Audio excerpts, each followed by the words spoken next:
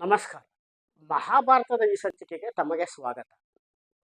ಅರ್ಜುನ ಈ ಮಹೇಂದ್ರ ಪರ್ವತದ ಪುಣ್ಯಕ್ಷೇತ್ರವನ್ನು ನೋಡಿದ ನಂತರ ಸಮುದ್ರ ತೀರದಲ್ಲೇ ನಡೆಯುತ್ತಾ ಬಂದು ಈ ಮಣಿಪುರಕ್ಕೆ ಬಂದ. ಮಣಿಪುರದಲ್ಲಿ ಒಬ್ಬ ರಾಜನಿದ್ದ, ಚಿತ್ರವಾಹನ ಎನ್ನುವುದು ಆತನ ಹೆಸರು.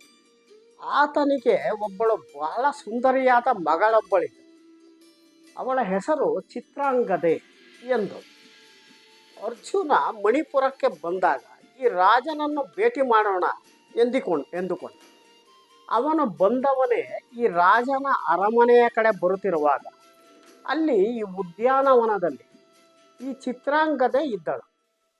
ಇಬ್ಬರು ಒಬ್ಬರನ್ನೊಬ್ಬರು ನೋಡಿದರು. ಅವರಿಬ್ಬರಿಗೂ ಪರಸ್ಪರ ಆಕರ್ಷಿತರಾದರು. ಪ್ರೇಮಾಂಕುರವಾಯಿತು. ಅರ್ಜುನ ಈ ಚಿತ್ರವಾಹನನ ಬಳಿ ಬಂದಾಗ ಹೇಳಿದ, ಮಹಾರಾಜ, ನಾನೊಬ್ಬ ಕ್ಷತ್ರಿಯ ಮಹಾವೀರ. ನಾನು ನಿನ್ನ ಮಗಳನ್ನು ನೋಡಿ ಮೋಹಗೊಂಡಿದ್ದೇನೆ. ನೀನು ನನಗೆ ಅವಳನ್ನು ವಿವಾಹ ಮಾಡಿಕೊಡು ಎಂದು ಕೇಳಿದ. ರಾಜನಿಗೆ ಆಶ್ಚರ್ಯವಾಯಿತು. ಜೊತೆಗೆ ಇದು ಸ್ವಲ್ಪ ಉದ್ದಟತನವೂ ಆಯಿತು ಎನಿಸಿತು. ಆದರೆ ರಾಜ ಯೋಚನೆ ಮಾಡಿದ, ಅವನು ಕ್ಷತ್ರಿಯ ಮಹಾವೀರ ಎಂದು ಹೇಳುತ್ತಿದ್ದಾನೆ, ಮೊದಲು ಕೇಳೋಣ ಎಂದುಕೊಂಡ. ಚಿತ್ರವಾಹನ ಈ ಅರ್ಜುನನಿಗೆ ಕೇಳಿದ, ನೀನು ಯಾರು, ನಿನ್ನ ಹೆಸರೇನು, ನಿನ್ನ ಕುಲಗೋತ್ರಗಳು ಯಾವುದು ಎಂದ. ಆಗ ಅರ್ಜುನ ಹೇಳಿದ, ಮಹಾರಾಜ, ನಾನು ಕುರುಶ್ರೇಷ್ಠ, ಪಾಂಡು ಮಹಾರಾಜನ ಮಗ, ಕುಂತಿಯ ಪುತ್ರ ಅರ್ಜುನ ಎಂದ. ಚಿತ್ರವಾಹನನಿಗೆ ಬಹಳ ಆನಂದವಾಯಿತು. ಅವನು ಈ ಕುರುವಂಶದ ಬಗ್ಗೆಯೂ ಕೇಳಿದ್ದ, ಅರ್ಜುನನ ಬಗ್ಗೆಯೂ ಸಹ ಕೇಳಿದ್ದ. ಆದ್ದರಿಂದ ಅವನು ಅರ್ಜುನನನ್ನು ಕರೆದುಕೊಂಡು ಸಮೀಪದಲ್ಲೇ ಕುಳ್ಳರಿಸಿಕೊಂಡು ಆತ ಅರ್ಜುನನಿಗೆ ಹೇಳಿದ, ನೋಡು ಅರ್ಜುನ, ಹಿಂದೆ ನನ್ನ ಪೂರ್ವಜರಲ್ಲಿ ಒಬ್ಬ ಪ್ರಭಂಜನ ಎನ್ನುವ ಮಹಾರಾಜನಿದ್ದ. ಆತನಿಗೆ ಬಹುಕಾಲ ಮಕ್ಕಳಾಗಲಿಲ್ಲ. ಹಾಗಾಗಿ ಆತ ವ್ರತ ಅನುಷ್ಠಾನಗಳಲ್ಲಿ ತೊಡಗಿದ. ಶಿವನನ್ನು ಕುರಿತು ತಪಸ್ಸು ಮಾಡಿದ. ಶಿವ ಅವನಿಗೆ ಒಲಿದ, ವರವನ್ನು ನೀಡಿದ, ನಿನ್ನ ವಂಶದಲ್ಲಿ ಎಲ್ಲರಿಗೂ ಒಂದೊಂದು ಗಂಡು ಮಗುವಾಗುತ್ತದೆ ಎಂದು ಹೇಳಿದ. ಇದೇ ರೀತಿ ಇಲ್ಲಿಯವರೆಗೂ ಪ್ರತಿಯೊಬ್ಬರಿಗೂ ಒಂದೊಂದು ಪುತ್ರ ಜನನವಾಗುತ್ತಾ ಬಂತು. ಆದರೆ ನನಗೆ ಮಾತ್ರ ಒಬ್ಬಳು ಮಗಳಾದವಳು, ಅವಳೇ ಚಿತ್ರಾಂಗದೆ. ಆದರೆ ನಾನು ಅವಳನ್ನು ಮಗಳ ಹಾಗೆ ಬೆಳೆಸಿಲ್ಲ. ಅವಳು ರಾಜಕುಮಾರನ ಹಾಗೆ, ಗಂಡು ಮಗುವಿನ ಹಾಗೆ ಬೆಳೆದಿದ್ದಾಳೆ. ಅವಳು ಎಲ್ಲ ಶಸ್ತ್ರಾಸ್ತ್ರ ವಿದ್ಯೆಯಲ್ಲೂ ಸಹ ನಿಪುಣಳು ಎಂದು ಹೇಳಿದ. ಮತ್ತೆ ಮುಂದುವರಿದು ಹೇಳಿದ, ನಾನು ನಿನಗೆ ನನ್ನ ಮಗಳನ್ನು ಕೊಟ್ಟು ವಿವಾಹ ಮಾಡಿಕೊಡುತ್ತೇನೆ ಅರ್ಜುನ. ಆದರೆ ಒಂದು ನಿಬಂಧನೆ ಇದೆ.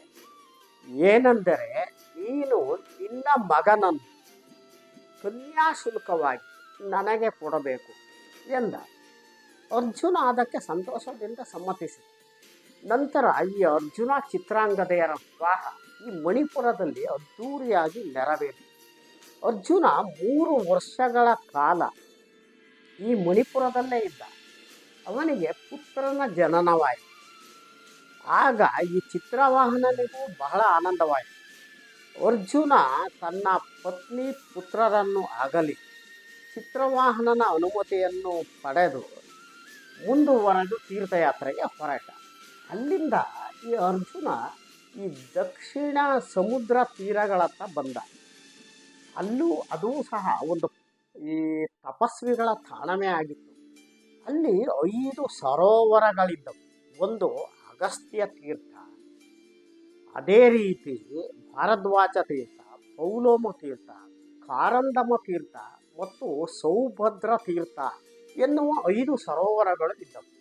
ಆ 5 ಸರೋವರಗಳು ಇದ್ದರೂ ಸಹ ಈ ತಪಸ್ವಿಗಳು, ಮಹರ್ಷಿಗಳು ಅದರಲ್ಲಿ ಈ ಸ್ನಾನ ಅಹ್ನಿಕಗಳನ್ನು ಮಾಡುತ್ತಿರಲಿಲ್ಲ. ಅವರು ಬೇರೊಂದು ಕಡೆ ಮಾಡುತ್ತಿದ್ದರು. ಅರ್ಜುನ ವಿನಯವಾಗಿ ಇದಕ್ಕೆ ಕಾರಣವನ್ನು ಈ ಮಹರ್ಷಿಗಳಲ್ಲಿ ಕೇಳಿದ. ಆಗ ಮಹರ್ಷಿಗಳು ಹೇಳಿದರು, ಈ 5 ಸರೋವರಗಳಲ್ಲಿಯೂ ಸಹ ಮೊಸಳೆಗಳಿವೆ. ಅಲ್ಲಿ ಯಾರೇ ಇಳಿದರೋ ಅವರನ್ನು ಅವು ನೀರಿನೊಳಕ್ಕೆ ಎಳೆದುಕೊಂಡು ಬಿಡುತ್ತವೆ. ಹಾಗಾಗಿ ಅಲ್ಲಿಗೆ ಹೋಗುವುದು ಸಾಹಸವನ್ನು ಯಾರೂ ಮಾಡುತ್ತಿಲ್ಲ ಎಂದರು. ಅರ್ಜುನ ಇವರ ಮಾತನ್ನು ಕೇಳಿಯೂ ಪರೀಕ್ಷಿಸಿಯೇ ಬಿಡೋಣ ಎಂದುಕೊಂಡು ಈ ಸೌಭದ್ರ ತೀರ್ಥ ಎನ್ನುವ ಸರೋವರಕ್ಕೆ ಸ್ನಾನಕ್ಕೆ ಇಳಿದ.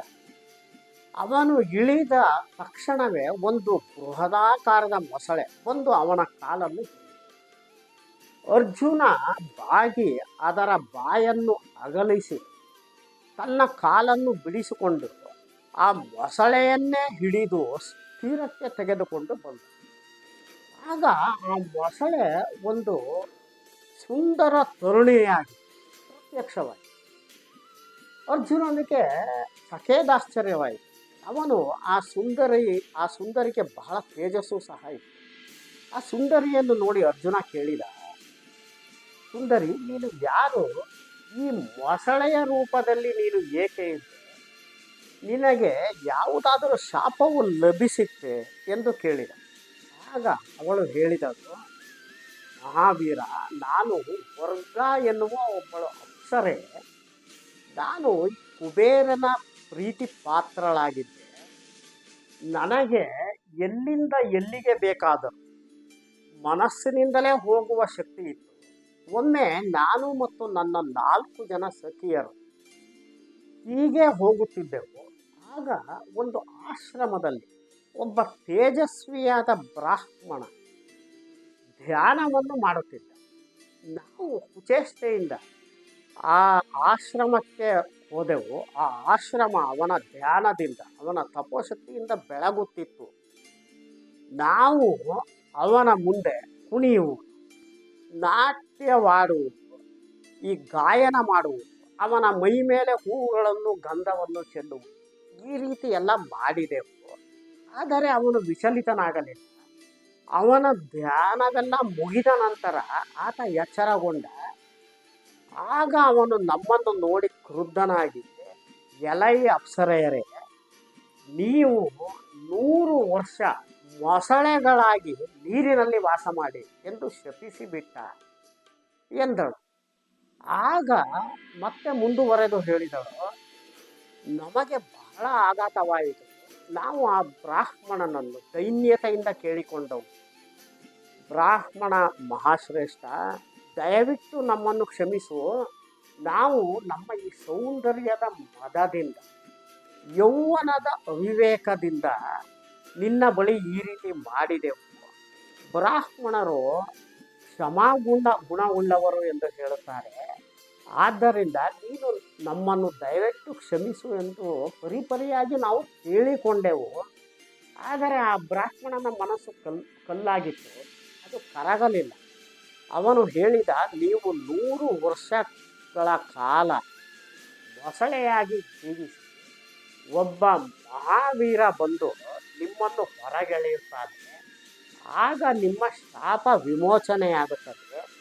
ನೀವು ಇದ್ದ ಕೊಳಗಳು ನಂತರ ನಾರೀ ತೀರ್ಥಗಳು ಎನ್ನುವ ಪುಣ್ಯಕ್ಷೇತ್ರಗಳಾಗುತ್ತವೆ ಎಂದು ಹೇಳಿದ. ನಂತರ ನಾವು ಬಹಳ ದುಃಖದಿಂದ ಬರುತ್ತಿದ್ದೆವು. ಈ ನಾರದ ಮಹರ್ಷಿಗಳು ಎದುರಾದರು. ನಾರದ ಮಹರ್ಷಿಗಳಿಗೆ ನಾವು ಈ ವಿಷಯವನ್ನೆಲ್ಲ ಹೇಳಿದೆವು. ಆಗ ನಾರದ ಮಹರ್ಷಿಗಳು ಹೇಳಿದರು, 100 ವರ್ಷದ ನಂತರ ಕುರುವಂಶದಲ್ಲಿನ ಧನಂಜಯ ನಿಮ್ಮ ಬಳಿ ಬರುತ್ತಾನೆ. ಆತ ನಿಮ್ಮನ್ನು ಎಳೆದು ಶಾಪ ವಿಮೋಚನೆ ಮಾಡುತ್ತಾನೆ ಎಂದರು. ಹಾಗಾಗಿ ನಾವು ಈ 5 ಕೊಳಗಳಲ್ಲಿ ಇದ್ದೆವು. ನೀನು ನನ್ನನ್ನು ತೀರಕ್ಕೆ ಎಳೆದು ಶಾಪ ವಿಮೋಚನೆಯನ್ನು ಮಾಡಿದೆ. ದಯವಿಟ್ಟು ನನ್ನ ಸಖಿಯರನ್ನೂ ಸಹ ಹೊರಕ್ಕೆ ಎಳೆದು ಶಾಪ ವಿಮೋಚನೆಯನ್ನು ಮಾಡು ಎಂದು ಆ ಅಪ್ಸರೆ ವರ್ಗ ನುಡಿದಳು. ಅರ್ಜುನ ಅವಳ ಕೋರಿಕೆಯ ಮೇರೆಗೆ ಈ 4 ಜನರನ್ನು ಆ ಕೊಳಗಳಿಂದ ಹೊರಗೆ ಎಳೆದು ಶಾಪ ವಿಮೋಚನೆಯನ್ನು ಸಹ ಮಾಡಿದ. ಅವರು 5 ಜನ ಅಪ್ಸರೆಯರು ನೈಜ ರೂಪದಲ್ಲಿ ಈ ಅರ್ಜುನನಿಗೆ ಧನ್ಯವಾದಗಳನ್ನು ಹೇಳಿ ತಮ್ಮ ಲೋಕಗಳಿಗೆ ತೆರಳಿದ. ನಂತರ ಅರ್ಜುನ ಮತ್ತೆ ಮಣಿಪುರಕ್ಕೆ ಬಂದ ಈ ಚಿತ್ರಾಂಗದೆಯನ್ನು ನೋಡುವ ಸಲುವಾಗಿ. ಅಷ್ಟು ಹೊತ್ತಿಗೆ ಈ ಚಿತ್ರಾಂಗದೆಯ ಮಗನಿಗೆ ಬಭ್ರುವಾಹನ ಎನ್ನುವ ನಾಮಕರಣವಾಗಿ ಹೋಗಿತ್ತು.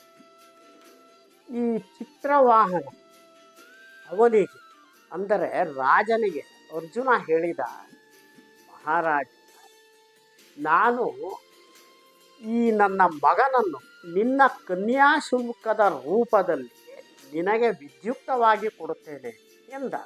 ಅದಕ್ಕೆ ಪೂರಕವಾಗಿ ಒಂದು ಕಾರ್ಯಕ್ರಮವನ್ನು ಮಾಡಿ ಅರ್ಜುನ ತನ್ನ ಮಗನನ್ನು ಮಹಾರಾಜನಿಗೆ ಕೊಟ್ಟು ತನ್ನ ಋಣವನ್ನು ಪರಿಹರಿಸಿಕೊಂಡ. ನಂತರ ಅರ್ಜುನ ಚಿತ್ರಾಂಗದೆಗೆ ಹೇಳಿದ, ನೀನೇ ಈ ಮಗುವನ್ನು ಸಂರಕ್ಷಿಸಿಕೊಂಡು ಇಲ್ಲಿಯೇ ಇತ್ತು. ನಾನು ಇಂದ್ರಪ್ರಸ್ಥಕ್ಕೆ ಹೋದ ನಂತರ ನಿನ್ನನ್ನು ಕರೆಸಿಕೊಳ್ಳುತ್ತೇನೆ. ಹೀಗೆ ಹಲವು 10 ಸಮಾಧಾನಗಳನ್ನು ಆಕೆಗೆ ಹೇಳಿ ಅರ್ಜುನ ಅಲ್ಲಿಂದ ಹೊರಟು ಮತ್ತೆ ದಕ್ಷಿಣ ಸಮುದ್ರ ತೀರಗಳ ಬಳಿ ಬಂದು ಅಲ್ಲಿನ ಪುಣ್ಯಕ್ಷೇತ್ರಗಳನ್ನೆಲ್ಲ ಸಂದರ್ಶಿಸುತ್ತಾ ಬಂದು ಈ ಗೋಕರ್ಣಕ್ಕೆ ಬಂದ. ಗೋಕರ್ಣದಲ್ಲಿನ ಪುಣ್ಯಕ್ಷೇತ್ರವನ್ನು ನೋಡಿ ನಂತರ ಹೋಗುತ್ತಾ ಹಲವಾರು ಪುಣ್ಯಕ್ಷೇತ್ರಗಳನ್ನು ನೋಡುತ್ತಾ ಪ್ರಭಾಸ ತೀರ್ಥ ಎನ್ನುವ ಸ್ಥಳಕ್ಕೆ ಬಂದ. ಈ ಪ್ರಭಾಸ ಕ್ಷೇತ್ರಕ್ಕೆ ಅವನು ಬಂದಾಗ ಶ್ರೀಕೃಷ್ಣನಿಗೆ ಈ ವಾರ್ತೆ ತಿಳಿಯಿತು. ಅರ್ಜುನ ಈ ಪ್ರಭಾಸ ಕ್ಷೇತ್ರಕ್ಕೆ ಬಂದಿದ್ದಾನೆ ಎಂದು. ದ್ವಾರಕೆಗೂ ಅದು ಸಮೀಪವಿತ್ತು. ದ್ವಾರಕೆಯಿಂದ ಶ್ರೀಕೃಷ್ಣ ರಥದಲ್ಲಿ ಅರ್ಜುನನನ್ನು ನೋಡಲು ಬಂದ. ಕೃಷ್ಣಾರ್ಜುನರ ಮಿಲನವಾಯಿತು. ಒಬ್ಬರಿಗೊಬ್ಬರು ತುಂಬಿಕೊಂಡರು. ನಂತರ ಬಹಳ ಸಂತೋಷದಿಂದ ಒಂದು ದಿನ ಅವರು ಈ ರೈವತಕ ಬೆಟ್ಟದಲ್ಲಿ ವಿಹರಿಸಿದರು. ಅಲ್ಲಿ ಸರಿಯಾದ ಭೋಜನವಾಯಿತು, ನಾಟ್ಯವಾಯಿತು, ಗಾಯನವಾಯಿತು. ಹೀಗೆ ಮನೋರಂಜನೆಯನ್ನು ಕಂಡುಕೊಂಡು ಶ್ರೀಕೃಷ್ಣ ಅರ್ಜುನನನ್ನು ರಥದಲ್ಲಿ ಏರಿಸಿಕೊಂಡು ದ್ವಾರಕೆಯ ಕಡೆಗೆ ಹೊರಟ. ಆ ಇಡೀ ದ್ವಾರಕೆ ಅಲ್ಲಿದ್ದ ಜನರು ಈ ಅರ್ಜುನನನ್ನು ನೋಡುವ ತವಕದಿಂದ ಇದ್ದರು. ಇಡೀ ದ್ವಾರಕೆ ತಳಿರು ತೋರಣಗಳಿಂದ ಅಲಂಕೃತಗೊಂಡಿದೆ.